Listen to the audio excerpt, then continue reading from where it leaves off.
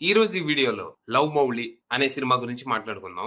Navdeep పంకూరి గిద్వాని leads గా అవనింద్ర direction లో వచ్చిన రొమాంటిక్ డ్రామా ఇది. మరి ఈ సినిమా స్టోరీ ఏంటి, దాని మీద నా ఒపీనియన్ ఏంటి అనేది ఇప్పుడు తెలుసుకుందాం పదండి. ముందుగా ఈ సినిమా స్టోరీ ఏంటంటే, ఈ సినిమాలో మన హీరో మౌళి తన చిన్నప్పుడే అమ్మా నాన్న విడిపోవటం, తర్వాత తనని పెంచుతున్న తాత తన టీనేజ్ లోనే చనిపోవడంతో తనకి మంచి చెడు చెప్పేవాళ్ళు లేక అడ్డదిడ్డంగా పెరుగుతాడు. ఎవరితో ఎలా మాట్లాడాలి, పబ్లిక్ లో ఎలా ఉండాలి, ఆడవాళ్ళతో ఎలా బిహేవ్ చేయాలి, లవ్ అంటే ఏంటి, రిలేషన్షిప్ ఎలా మెయింటైన్ చేయాలి, ఇలా ఏ బొంగు తెలియకుండా జస్ట్ తనకి ఏమనిపిస్తే అది చేస్తూ ఎలా ఉండాలనిపిస్తే అలా ఉంటాడు. తన బిహేవియర్ వల్ల ఎవరెంత ఇబ్బంది పడినా, ఎవరెలా సఫర్ అయినా ఐ డోంట్ కేర్ అన్నట్టు ఉంటాడు. మొత్తంగా ఇలా ఎవ్వరికీ అర్థం కాకుండా సమాజానికి పనికి రాకుండా పెరిగిన మనోడు పెద్దయ్యాక పెద్ద పెయింటర్ అవుతాడు. పెయింటర్ అంటే సున్నాలు వేసేవాళ్ళు కాదు, ఆర్టిస్ట్.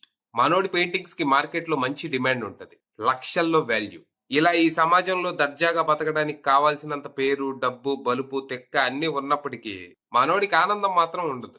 అంటే ఎన్నున్నా ఇవన్నీ పంచుకోవడానికి ఒక తోడు లేదని బాధ. అయితే మనోడికి ఈ సొసైటీలో ఉన్న అమ్మాయిల మీద అంత మంచి అభిప్రాయం ఉండదు. కొన్ని పాస్ట్ ఎక్స్పీరియన్సెస్ వల్ల అందరూ వాడుకు దొబ్బేవాళ్లే అని ఫిక్స్ అవుతాడు. సో తనకు అమ్మాయి వద్దు, కానీ కావాలి. ఈ టైంలో తనకు అఘోర పరిచయం అయ్యి ఓ మాంత్రించిన పెయింట్ బ్రష్ ని మనోడికి ఇస్తాడు. ఆ బ్రష్ తో ఏది పెయింట్ చేసినా దానికి ప్రాణం వచ్చేస్తుంది అనమాట.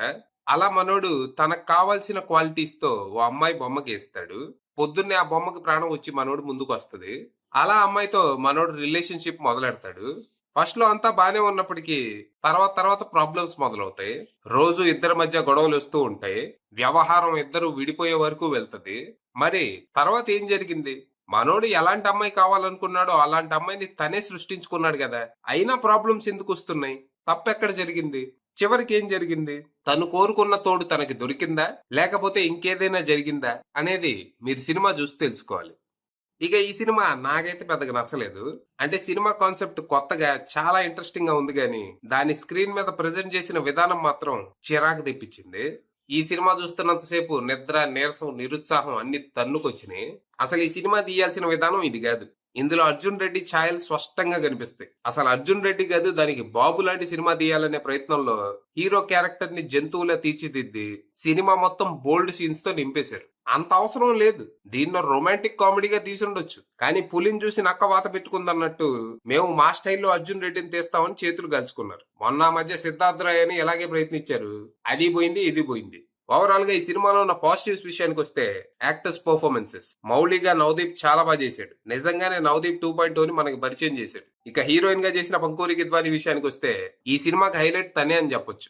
రకరకాల షేడ్స్ ఉన్న క్యారెక్టర్ లో జీవిచ్చేసిందని చెప్పాలి. ఇక ఆ తర్వాత సినిమాలో లొకేషన్స్ బాగున్నాయి. అలాగే ముందు చెప్పుకున్నట్టు సినిమా కాన్సెప్ట్ అండ్ ఫిలాసఫీ. ఇక నెగటివ్స్ విషయానికి వస్తే, screen play and direction. Final గా చెప్పేది ఏంటంటే, నేనైతే పర్సనల్ గా ఈ సినిమాని ఎవరికి రికమెండ్ చేయను. ఒకవేళ బాగా స్లోగా ఉండే ఆర్ట్ ఫిలిమ్స్ మీకు నచ్చిన జానరా అయితే ఈ సినిమా మీకు విపరీతంగా నచ్చే అవకాశం ఉంది. ప్రస్తుతం ఇది ఆహాలో స్ట్రీమ్ అవుతుంది. 18 ఏళ్ళు దాటిన వాళ్ళందరూ అక్కడికి వెళ్ళిపోవచ్చు. అది విషయం.